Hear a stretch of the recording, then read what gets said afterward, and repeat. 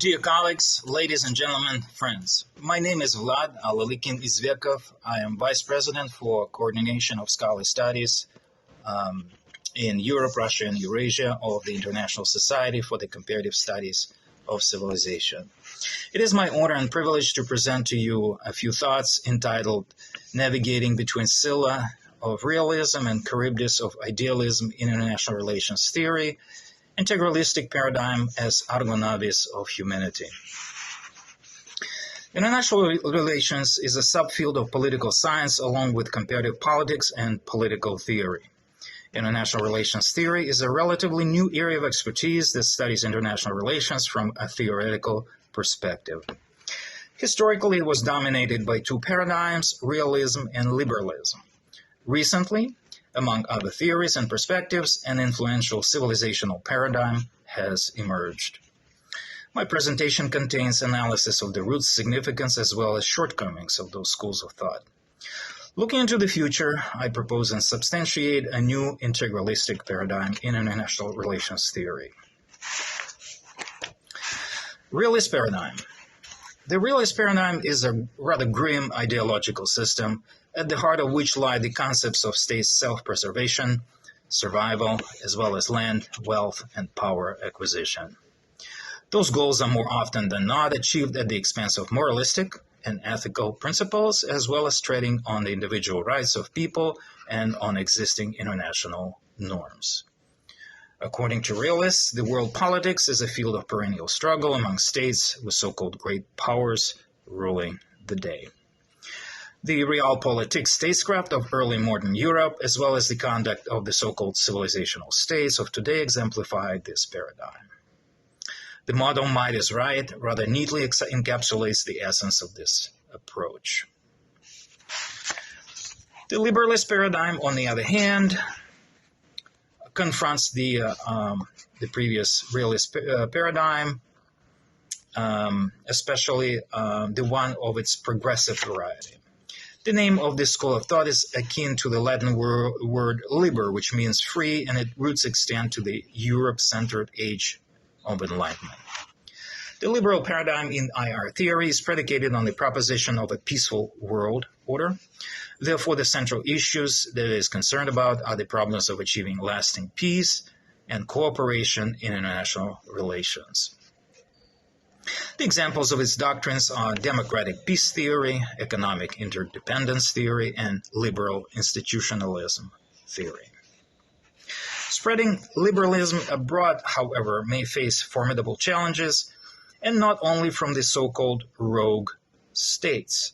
If the West will continue to play from the progressive liberalist playbook and the so-called civilizational states like China, Russia, Iran, some others, from the realist playbook, there may be troubles ahead, both abroad and on the home front. Civilizational paradigm extends sometime back to the 19th century, as you all know.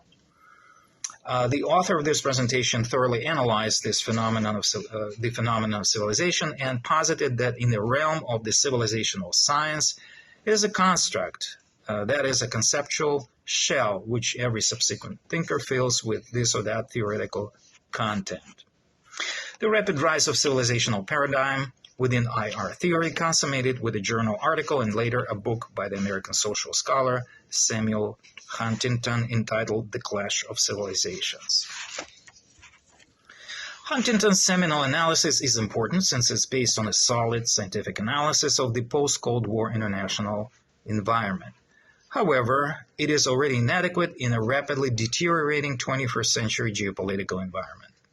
As a consequence of those global processes, various dubious concepts rapidly emerge which challenge even the most basic assumptions of the existing international world order. For example, as of recently, a concept of civilizational state or civilization state has arrived.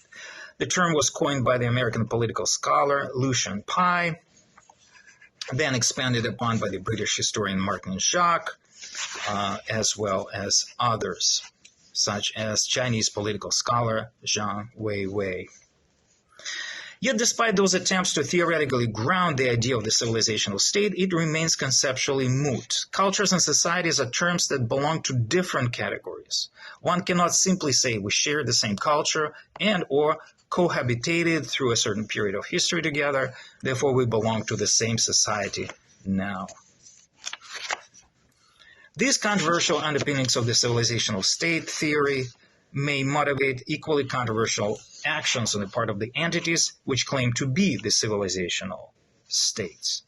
In his book entitled The Rise of the Civilizational State, the British political philosopher Christopher Coker warns that while the civilizations, understood as cultures, themselves may not clash, the civilizational states may do just that. In my recent publication, I posited that the new great sociocultural systems are necessary, which would provide humanity with advanced tools, instruments, and vehicles of overcoming or at least alleviating rapidly emerging existential threats. For a more peaceful, harmonious, and prosperous existence of all geopolitical actors in the increasingly multipolar and multi-civilizational world, it needs a new theoretical platform.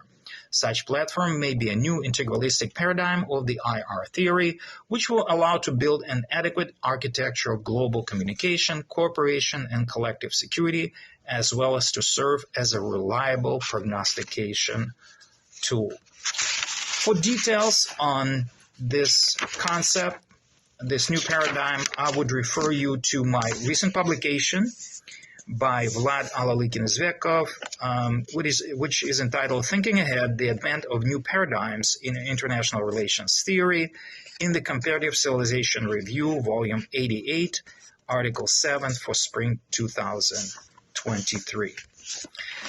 Thank you very much for your attention. Goodbye.